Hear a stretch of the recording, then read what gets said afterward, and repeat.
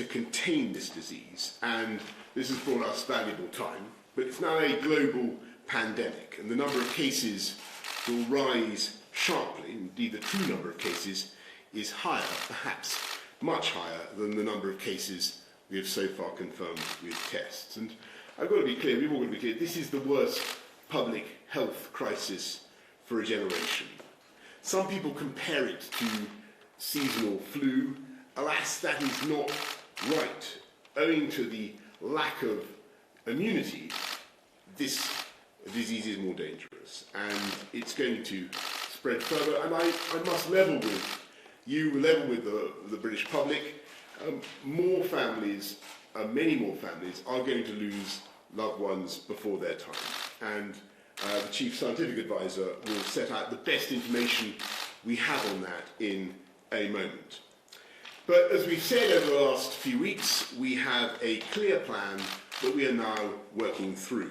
And we're now getting on to the next phase in that plan, because this is now not just an attempt to contain the disease as far as possible, but to delay its spread and thereby minimise the suffering.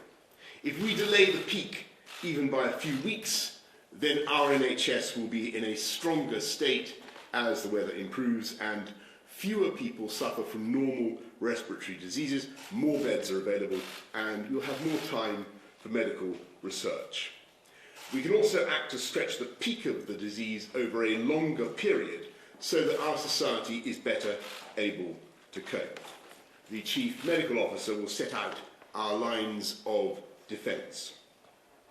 We have to deploy these at the right time to maximise their effect. The most important task will be to protect our elderly and most vulnerable people during the peak weeks when there is the maximum risk of exposure to the disease and when the NHS will be under the most pressure. So the most dangerous period is not now, but some weeks away, depending on how fast it spreads. Today, therefore, we're moving forward with our plan. From tomorrow, if you have coronavirus symptoms, however mild, either a new continuous cough or a high temperature, then you should stay at home for at least 7 days to protect others and help slow the spread of the disease. We advise all those over 70 with serious medical conditions against going on cruises, and we advise against international school trips. At some point in the next few weeks, we are likely to go further, and if someone in a household has those symptoms, we will be asking everyone in that household to stay at home. We're not introducing this measure yet for reasons Sir Patrick will explain, but I want to signal now that this is coming down the track. We are considering the question of banning major public events such as sporting fixtures, and the scientific advice, as we've said over the last couple of weeks, is that this banning such events will have little effect on the spread. But there is also the issue of the burden that such events can place on public services. So we're discussing these issues with colleagues in all parts of the United Kingdom, and we'll have more to say shortly about the timing of further action in that respect. At all stages, we have been guided by the science, and we will do the right thing at the right time. We are not, repeat not, closing schools now. The scientific advice is that this could do more harm than good at this time, but of course we're keeping this under review, and this, again, may change as the disease spreads. Schools should only close if they are specifically advised to do so, and that remains our advice. There is no escaping the reality that these measures will cause severe disruption across our country for many months. The best scientific advice is that this will help us slow the disease and save lives. There will be detailed information available on the NHS website and from 111 online. But I want to stress something that's very important in the wake of what we're saying this afternoon. I urge people who think, in view of what we're saying about their potential symptoms, that they should stay at home. I urge them not to call 111, but to use the internet for information if they can. I also want, at this stage, to speak directly to older people, because this disease is particularly dangerous for you, for older people, even though the vast majority of older people will experience a mild to moderate illness. I know that many people will be very worried. And I think we should all be thinking about our elderly relatives, the more vulnerable members of our family, our neighbours, and everything we can do to protect them over the next few months. We're going to need to mobilise millions of people to help and support each other. And I just want you to know that the government will do all we can to help you and your family during this period. We're not just going to be, as you saw yesterday, supporting the economy during this period. We will be providing money and many other forms of support and helping communities to support each other. And as we've done over the last few weeks, we will continue to provide, as soon as we have it, as much clear scientific and medical information as we can. So I'd like to end by repeating the two important messages with which you will become familiar. It is still vital, perhaps more vital than ever, that we remember to wash our hands. And lastly, of course, even if things seem tough now, just to remember that we will get through this. This country will get through this epidemic, just as it has got through many tougher experiences before, if we look out for each other and commit wholeheartedly to a full national effort. And I'd now like to thank, I'd like to ask Sir Patrick Vallance, our Chief, I'd like to thank him for everything he's doing, but I'd like to thank Sir Patrick Vallance, our Chief Scientific Advisor, to set out the latest facts and the state of play as he sees it. So this is a new disease, and none of us has immunity to it, as the Prime Minister has said, and that's a key part of what we're looking at here. It is entering a new phase. The WHO has called this a global pandemic, and we're entering a delay phase. It's important to recognise that the contain phase of case identification and isolation has had an effect to delay things up until now, and currently we're on a trajectory that looks as though it's about 4 weeks or so behind Italy and some other countries in Europe. That means that we've now reached a stage when, of the epidemic. I just wanted to show you on a slide. It will appear. There we go. This is the shape of an epidemic. So you go on the bottom for some time with not very much happening, and that's probably where we are now. There are currently 590 cases that have been identified in the UK, and there are more than 20 patients on intensive care units. If you calculate what that really means in terms of the total number, it's much more likely that we've got somewhere between 5,000 and 10,000 people infected at the moment. We've identified 590. The same sorts of ratios will be true in other countries depending on how much testing they've done. That's still a relatively small number. We're still on the flat part. As these curves start to take off, as more people get it, they take off quite steeply. And that's why timing is so important. Because what you want to do is to protect people during the most infectious period. And I'll explain that in just a minute. So we're in a period now where we've got some, but it hasn't yet taken off. The actions that we need to take are to try to do two things. It's to delay, hopefully this will come on, it is to delay the peak and to push the peak down.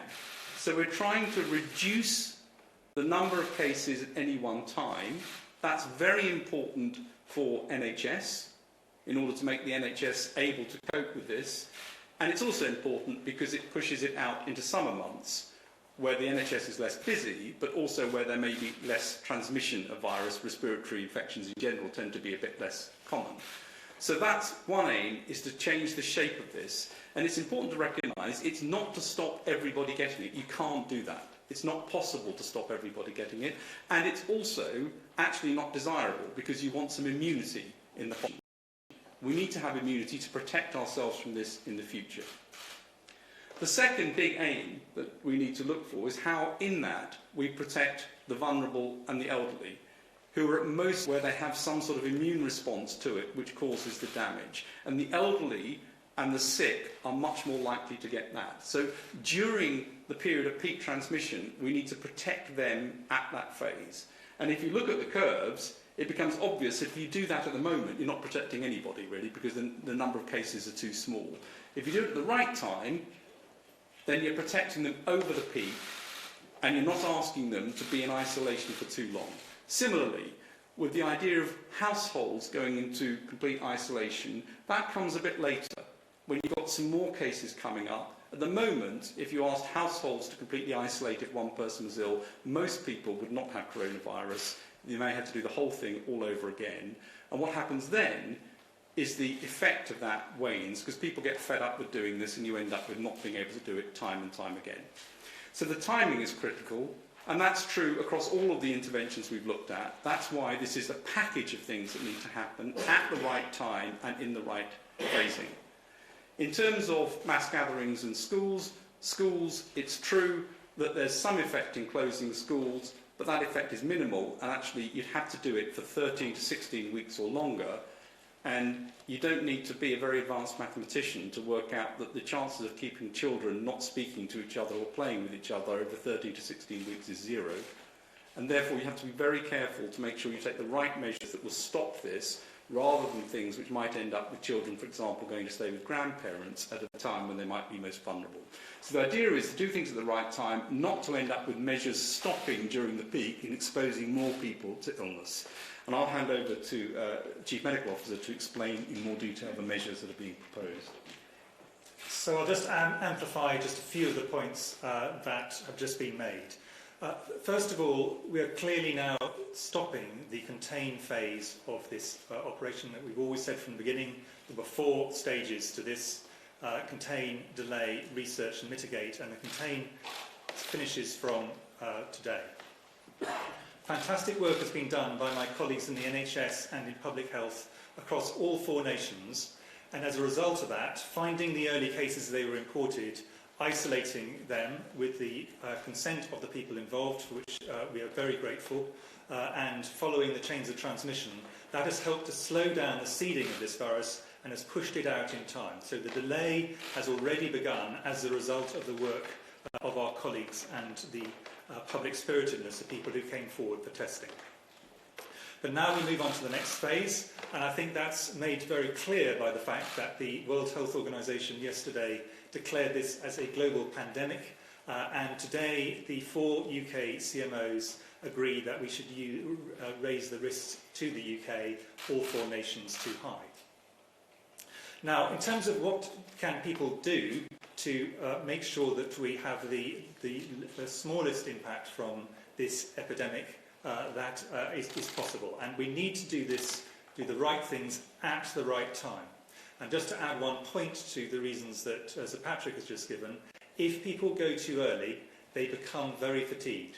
This is going to be a long haul. It is very important we do not start things in advance of need. There are several things we will need to do in due course, which it is not appropriate to do at this stage. I'll come on to one of them at the end. Now, the things we can do now, we cannot emphasise too much the point about washing hands. That is actually an incredibly powerful public health intervention. But the new things from today are to ask anybody who has a cough that is continuous and new, or a temperature, for those who choose to measure their temperature, 37.8, Some people will do it just based on the fact that they have a temperature in terms of feeling. We wish those people to stay at home for 7 days. Now, the reason for this, and I wanted to be clear about this, because we are asking people to do something which will interfere with their lives and interfere with their work and their social life in quite a significant way. So it's important people understand why this is going to help the national effort to combat this virus. The first thing is that it helps to protect older and more vulnerable people who they might come directly or indirectly into contact with.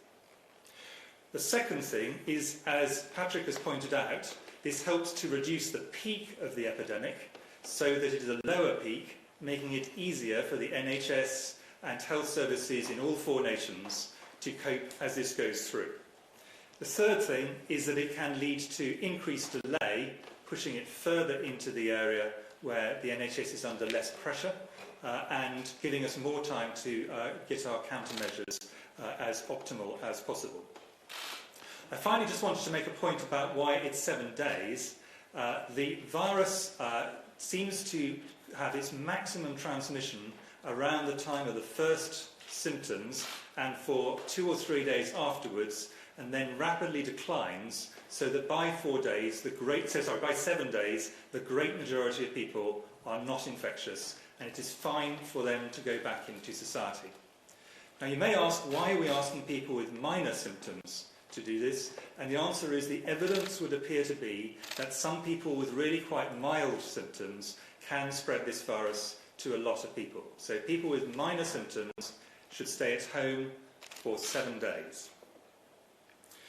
Now, there is an additional point I want to re-emphasise from the Prime Minister, which is just as people would not normally, if they had a minor sprain or other minor problem, call for an ambulance, it is important that people with very minor symptoms do not call 111. However, if their symptoms start to deteriorate and they're getting to the point where they normally would have sought medical care, at that point we would want them to call 111 or behave as they normally would have done. So we're not expecting people to stay at home as they gradually deteriorate. If there's a certain point people are really worried, at that point they should call the service. But doing it routinely with minor symptoms is not a useful thing to do for them, and it will put a big burden on the service, making it harder for others to get through with what may be life-threatening conditions. There are a few other changes that are going to go alongside this. The first of which is it is no longer needed for us to identify every case, and we will move from having testing mainly done in homes and outpatients and walk-in centres to a situation where people who are who are remaining at home do not need testing, and we will pivot all of the testing capacity to identifying people in hospitals who have got symptoms, so we can pick them up early, make sure we treat them well, and ensure that they don't pass on the virus to other people in hospital. So there will be a change in the hospital and other testing systems. And finally, we will no longer have any geographical limits to who gets tested. The testing will be based on symptoms and severity. So it's no longer relevant where someone has come from. This is going to be people irrespective of their travel history.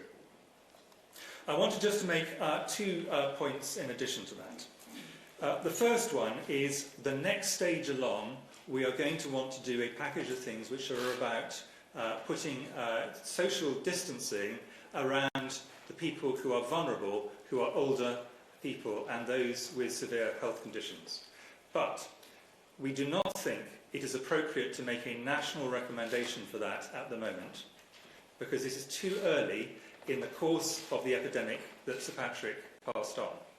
And if you think about what would happen if you prematurely put elderly or vulnerable people in a situation where you're saying, we really want to cut down on your social interactions, we really want to cut back on every kind of thing where you might come into contact with others, it has big practical implications for them, and it may lead to loneliness and other issues which are clearly very undesirable for them. So whilst we will need to move to that stage, we do not think this is the right moment along the pandemic to do so, but that point will come. Finally, are we in mitigation phase? The answer is this is the stage we need to do the things we can to mitigate, which means to reduce the pressure on the NHS and other health services. And that is basically made up of two parts. The first part is reducing the peak so that the demand on the service is reduced, and that is what the interventions we're talking about today with people staying at home will help to do. And the second part is to increase the capacity and flexibility of the NHS so that it is better able to meet the very considerable demands that are going to be heading its way when we reach the peak of this epidemic. Thanks, Chris. Okay, well, let's go to some questions from those of you who've been kind enough to come. Laura Kuhnsberg. Thank you very much, Prime Minister. This is, as you say, the worst public health crisis for a generation. There may be as many as 10,000 cases already. How sure are you that the approach you're taking, holding back from some of the more drastic measures, is the right one? You say you're guided by the science, but if it turns out to be the wrong approach, the consequences would be extremely grave. Well, we're guided by the science in everything that we do, Laura. And just on the delay, for instance, the issue about elderly people and the protection of elderly people, asking elderly people to stay at home, that's one thing that you've really got to time, as Chris and Patrick have been explaining, so that it coincides with the period at which the epidemic is really at its peak. So you need to make sure that you move that period when we're asking older people, vulnerable people, to go through a pretty difficult period of isolation, and we time it so as to coincide with the moment when they are at most exposure, most risk of exposure to the illness. That's one of the reasons why we're not triggering that draconian measure now, if you see what I mean.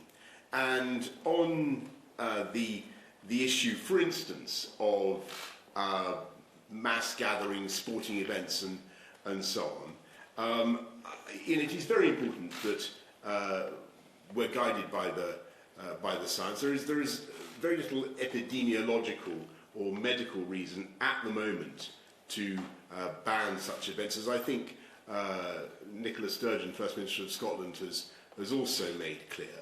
But in Scotland, they do have particular issues with the resilience of their public services, and we will want to be keeping that issue under review here across the UK as well, because let's be clear, that may become a factor for all of us, and we may also be wishing to go forward with stopping those kinds of events as well. So we're not saying no to that sort of measure, of course not. We're keeping it up our sleeve, but it's very, very important that we get that in order to maximise the benefits of our interventions, that we get the timing right. If I could just add one thing to that, which is an important part of the science on this is actually the behavioural science, and what that shows is probably common sense to everybody in this audience, which is that people start off with the best of intentions, but enthusiasm at a certain point starts to flag. If you start too early, and then people's enthusiasm runs out just about the peak, which is exactly the time that we want people to be doing these interventions, that is actually not a productive way to do it. So we do need to do it at the last point it is reasonable, so people will maintain their energy and enthusiasm to get through what will be quite difficult things to do. It sounds trivial to say stay at home if you have minor symptoms, wait until you're doing it, and you will realise this is going to be difficult, and the other things we're asking are going to be difficult, and it's important we do not ask our fellow citizens to do them for longer than makes sense from the epidemiology. Just to be really clear about that, the delay is to maximise the effect. It's not simply to delay. It's exactly as Chris has said, to make sure we don't end up with everything coming off just when you don't want it to come off. Thanks. Beth, that's really kind.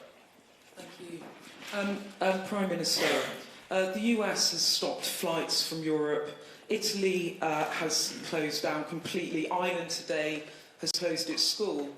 But your action plan basically means asking people to stay at home if they feel ill and avoid cruises. Can you understand why people watching this might think you're doing far too little to protect their families? And to the Chief Medical Officer, if I may, German Chancellor Angela Merkel told the German people this week she thought 7 out of 10 of them will catch coronavirus. Do you think that sort of level will apply in the UK? And can you level with us and, based on your graphs, say how many people do you think will actually die? Thank you.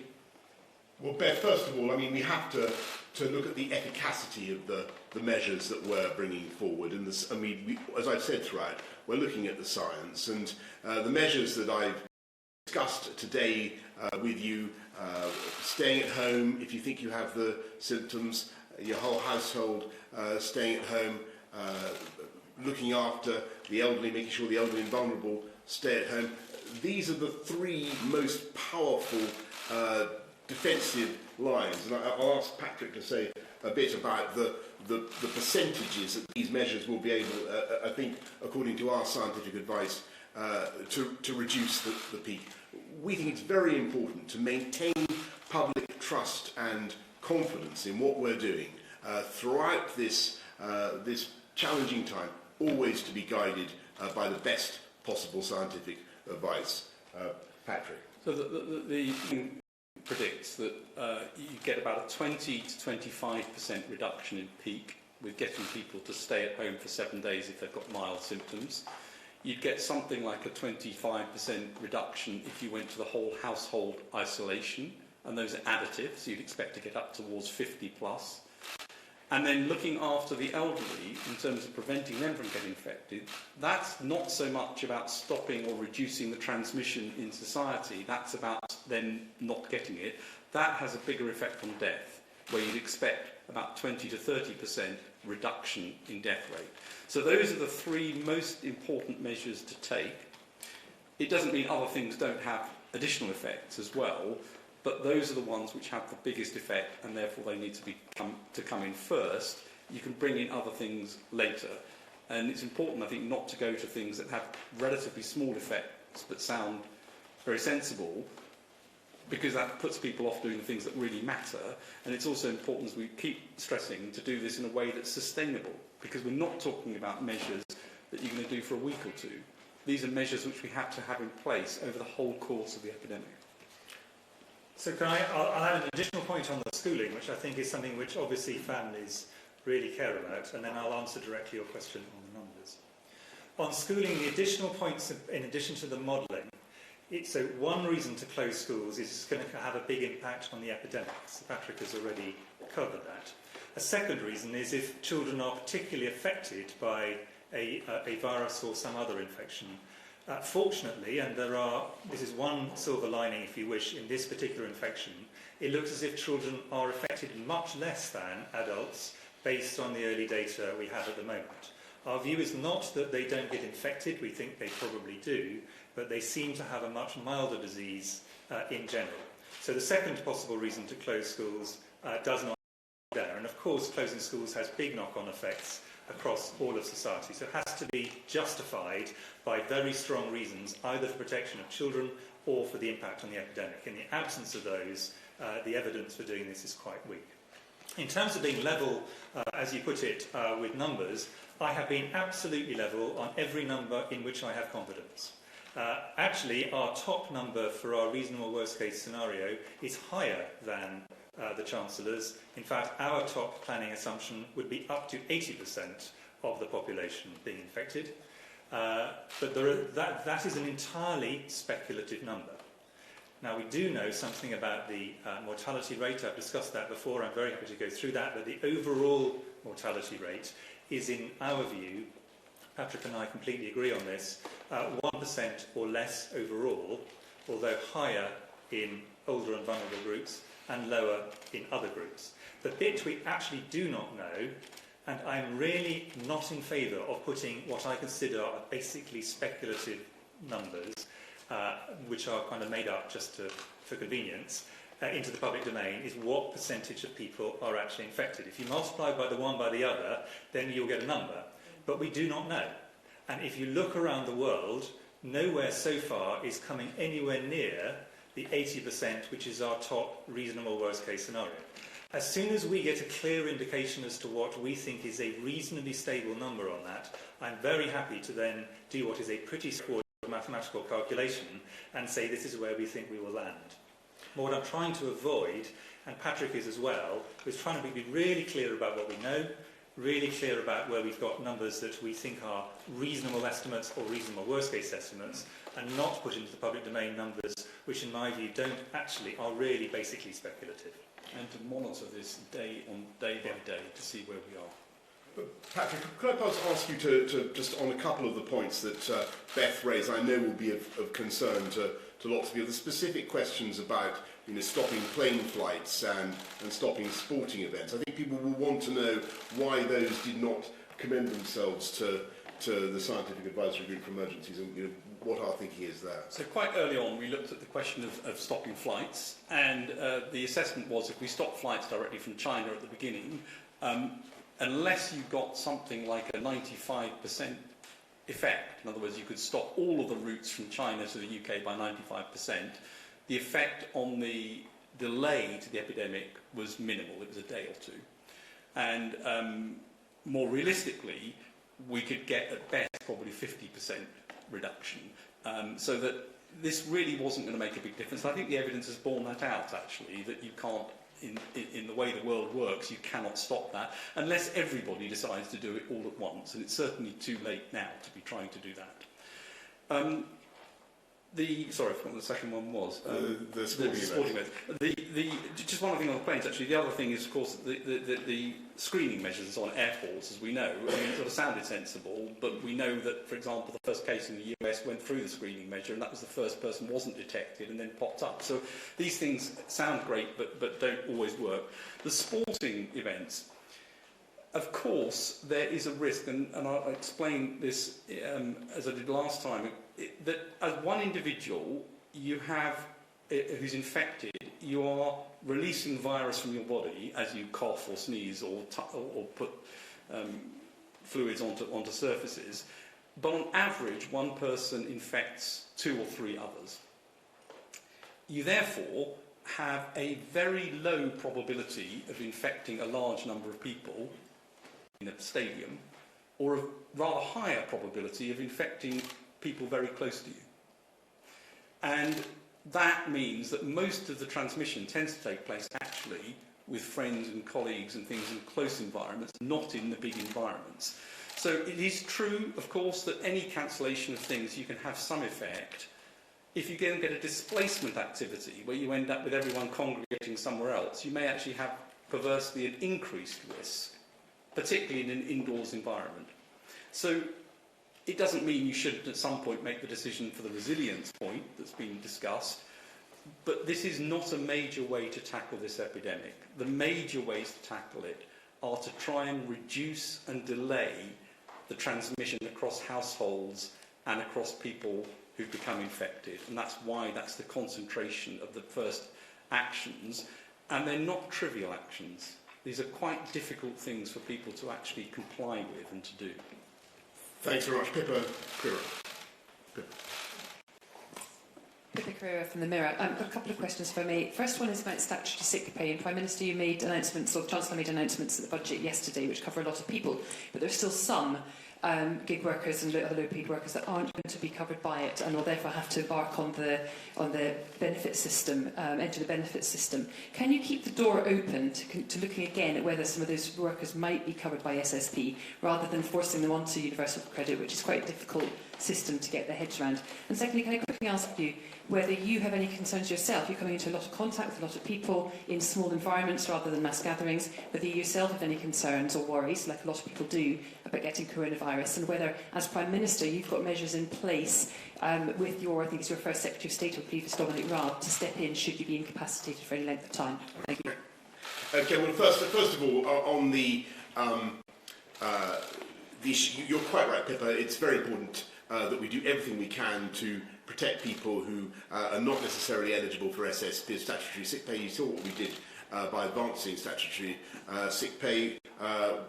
We're laying instruments today that will help people who are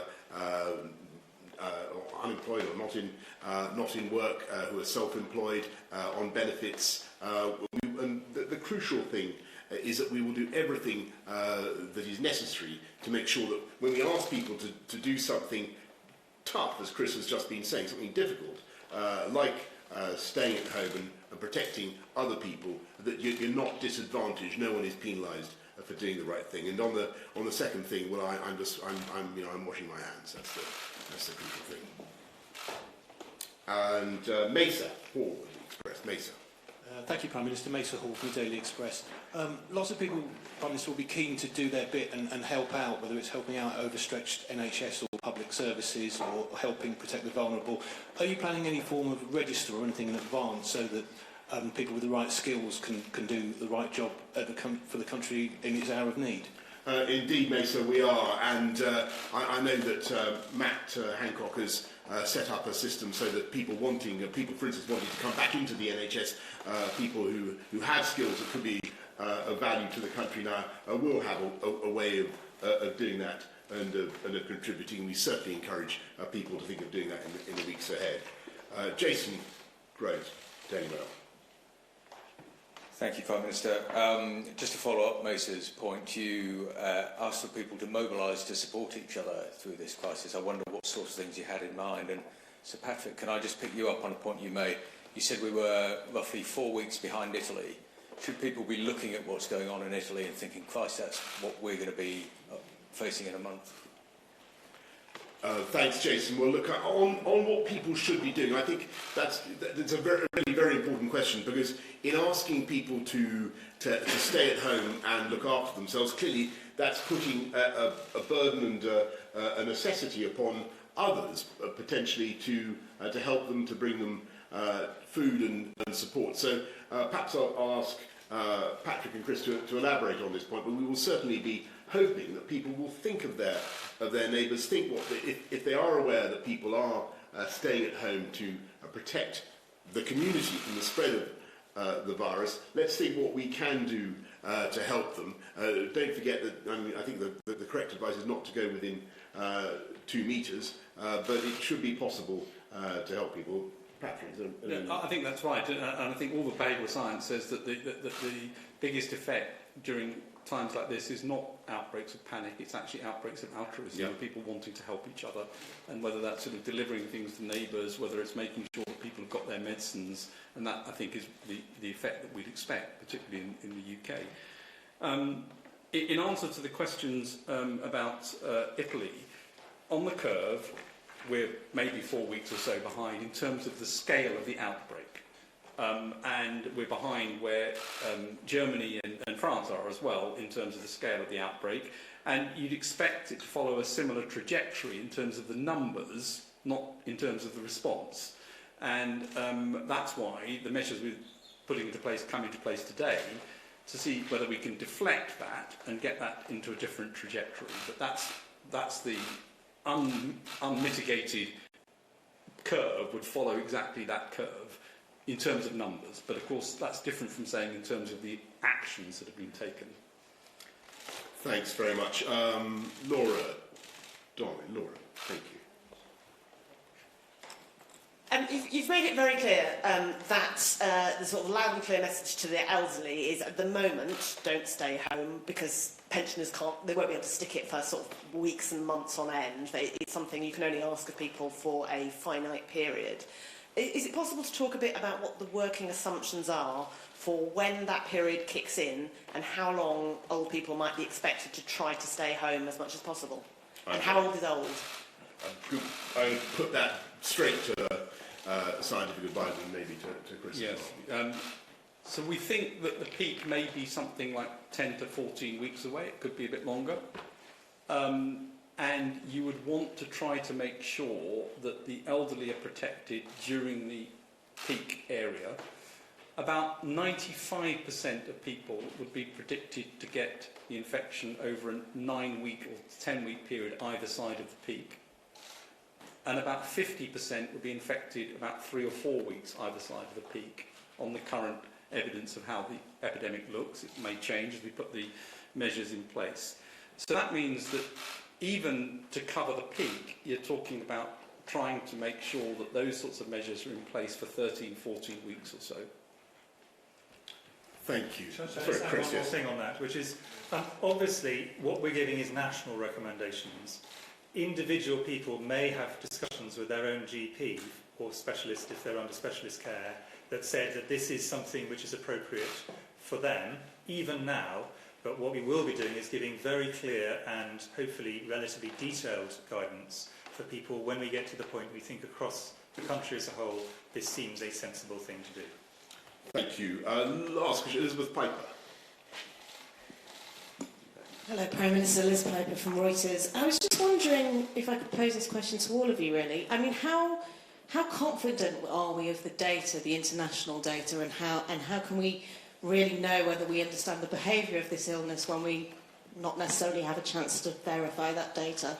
And how does that affect how we plan to deal with this crisis?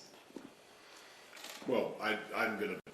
My impression is that there are some countries which are having some success in greatly reducing the incidence of the disease, and whatever the, whether those statistics are entirely trustworthy or not, the tendency is pretty clear. I think the issue is the one that was referred to earlier, which is that there may be measures that we could take which were of a very draconian and immediate nature that really did suppress drastically the contact between human beings in this country, but might mean that the delay, the disease simply came back, surged back again in a few months or in a few months' time in a way that we weren't properly protected for. But I think that there are certain things we are very confident of, like the mortality rate, which we now, initially we were uncertain of. There are also things we do not know, and the most important of those is how many people get this infection without any symptoms. And the reason we don't know that is we do not have a test that can tell us that. And depending on the answer to that question, this pandemic looks very different. So there's a kind of things we definitely know, things we don't know at all, like that, and some things between where we've got a reasonably good estimate based on data from elsewhere, but it's improving all the time. And one of the reasons why delay helps us, it's not the main reason, is that our understanding of this virus improves week on week, and we're narrowing down on what we know about it. That's exactly what I would have said. Right, well, so I think we're going to wrap it up there. So I think that's more or less all we have to tell you at this stage. It's a pretty important development in our planning for beating back this disease. And I hope everybody's understood, everybody's clear about what we're saying. If you have those two symptoms, or if you have one or other of those two symptoms of potential coronavirus, a high temperature and a new and continuous cough, then you should stay at home. And the reasons that we advise you to do that is really that this will help us to delay and flatten the peaks, squash that sombrero that you saw on the map, because that is the way to minimise the suffering and minimise the impact of this disease. We will, in the course of the next few weeks, be bringing forward more measures to delay the impact of the disease as we move through the delay phase. Anyway, that's all for now. Don't forget, wash your hands, and we will get through this. Thank you all very much. Thank you.